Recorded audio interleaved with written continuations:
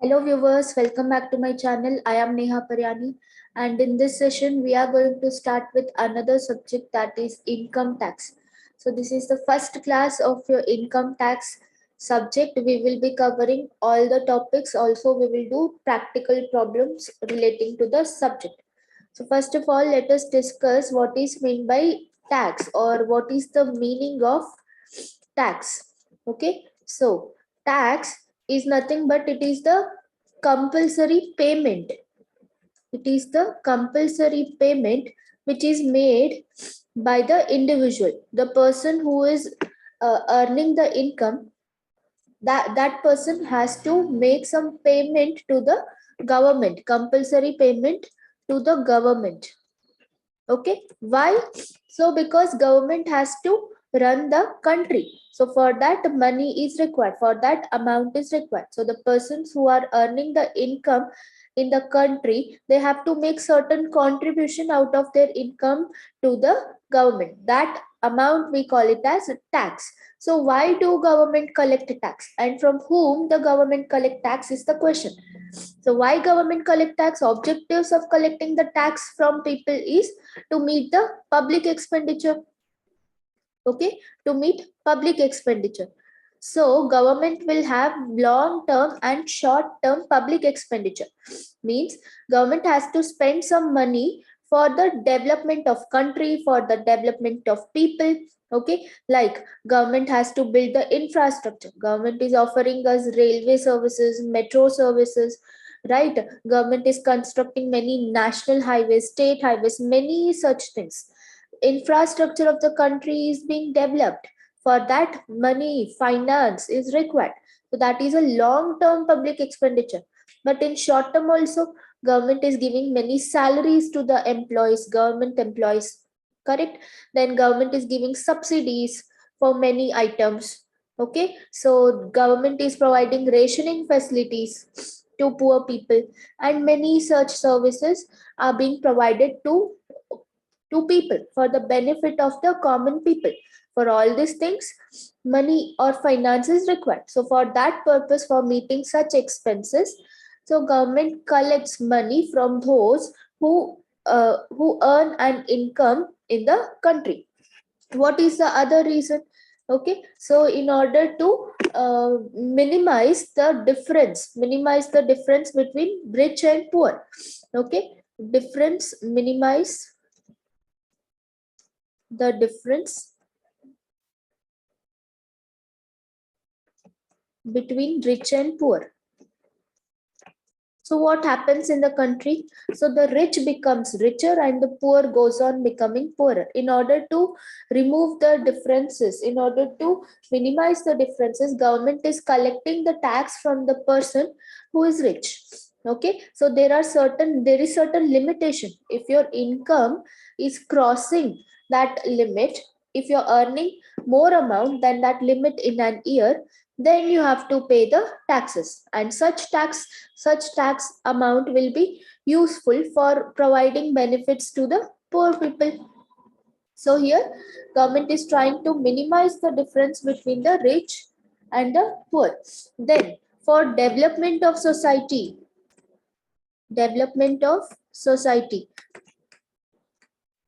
so again government has to construct the hospitals, government has to run the schools, many hospitals. Okay, NGOs, orphanages, right? So government is doing all these things for the benefit of the society. For that again finance is required. Okay, so the thing is, whatever the amount is collected in the form of taxes, the complete amount will be spent for the public expenditure, or for the benefit of the public, or for smooth running of the country. Okay, this is the objective of the tax. So by now we have come to know the meaning of tax. It is the compulsory payment, right? It is the compulsory payment made by the person to the government. And why it is made? So that government can run the country smoothly. So these are the different objectives why taxes are collected.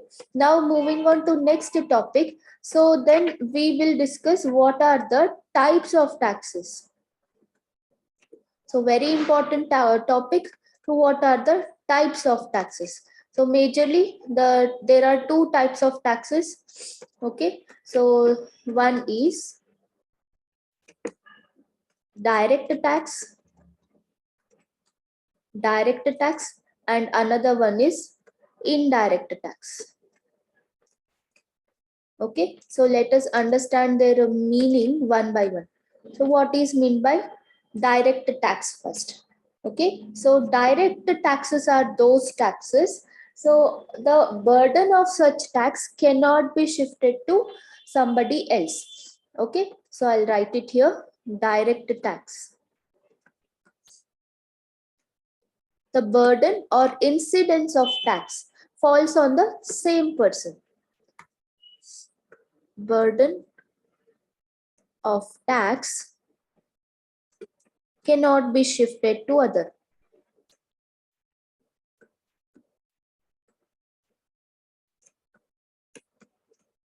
Okay, see, I'll explain this to you. Suppose direct tax means if you are earning the income.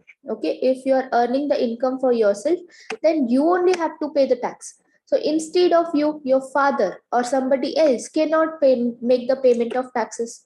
Correct. So if you are owning some wealth, if you have some property, so that is on your name. So you cannot shift the burden to somebody else. You cannot tell to your father to pay the tax. Okay, so here you cannot shift the burden. The person who is earning the income, the person who has the wealth on his name, such person itself has to make the payment of the tax, and that we call it as the direct tax. Example of direct taxes are income tax. So this is the whole subject that you're going to learn. Okay, income tax. Then other example of direct tax is wealth tax. Okay, then we have corporate tax, and then we have gift tax. Then we also have professional tax. See, these all are the examples of the direct taxes. How? I'll explain. So as I told you, if a person is earning the income, he himself has to make the payment of tax. Somebody else will not make the payment. If a person is owning some wealth, he's owning some property, the same person itself has to make the payment of tax. Corporate tax, if a company is earning profits, if the company is earning income, then that same company itself has to make the payment of taxes to the government. Gift tax, if somebody is gifting me something, but the value of such gift should be more than 50,000 rupees. So if I am getting a gift of which is worth more than 50,000 rupees, then I myself has to make the payment of tax to the government. And professional tax, suppose by profession I am a professor, correct? So I'm earning income, and then on my profession I myself has to make the payment of tax. Somebody else will not pay the taxes on my behalf. This is what we call it as direct tax. Now let us discuss what is meant by indirect tax.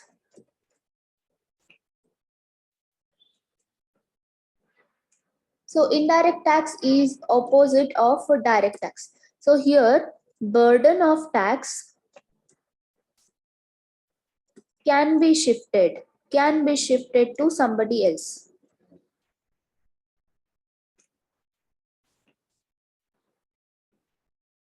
To somebody else. See, I'll explain this to you now. Suppose you go to a shop, okay, and the shopkeeper, suppose you're purchasing a chips packet, a packet of wafers or chips.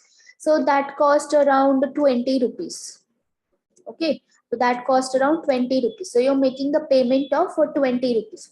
So this 20 rupees includes tax also, inclusive of taxes. It will be written on the packet itself, packet also inclusive of taxes. So indirectly, who is paying the tax here?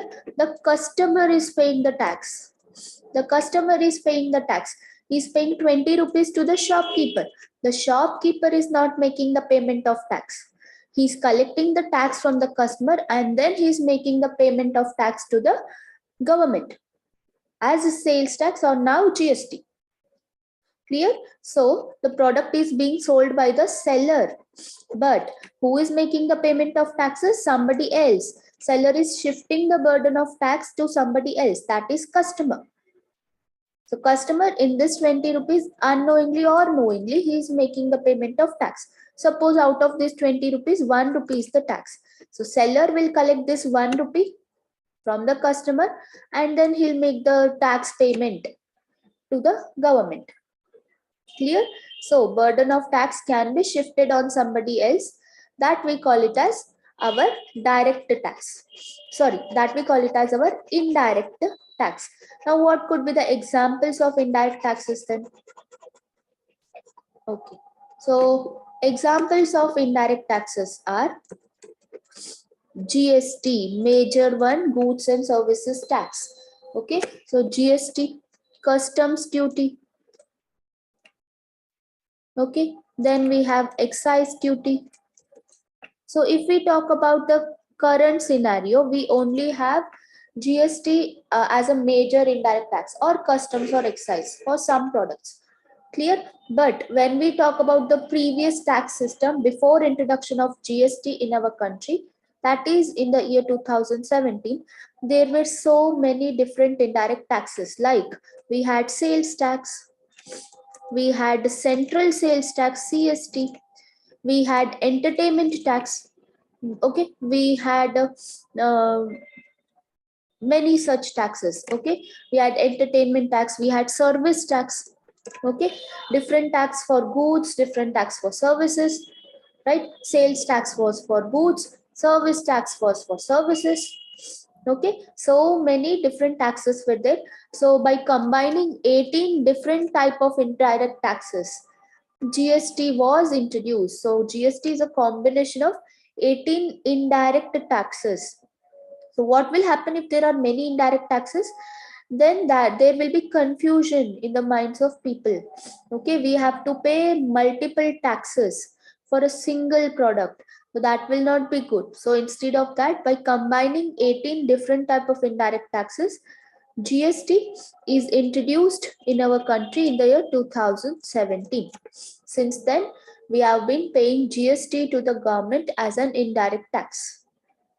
Clear? So indirect tax has to be paid when some sales or when some transfer is being made. Then what is customs duty? So customs duty will be levied when the exports are being made. So when you're purchasing, when you're selling some products to other countries, then you need to collect the customs duty. And excise duty will is levied on some products at the time of production. Okay, these are some of the examples of our indirect taxes. Okay, so our subject is majorly relating to the income tax. Okay, completely we will be discussing in detail about income tax. So this was just the introduction. Okay, so we will discuss what will be the heads of the income, different definitions of income, how to generate, how to calculate the total income of a person, what all deductions will be there. Okay, everything relating to the subject in our upcoming classes. So if you like this particular video, please hit the like button, and if you have any doubts, you can ask me in the comment section below. And please subscribe to the channel for more such videos and stay tuned. I hope to see you all in my next sessions. Thanks for watching.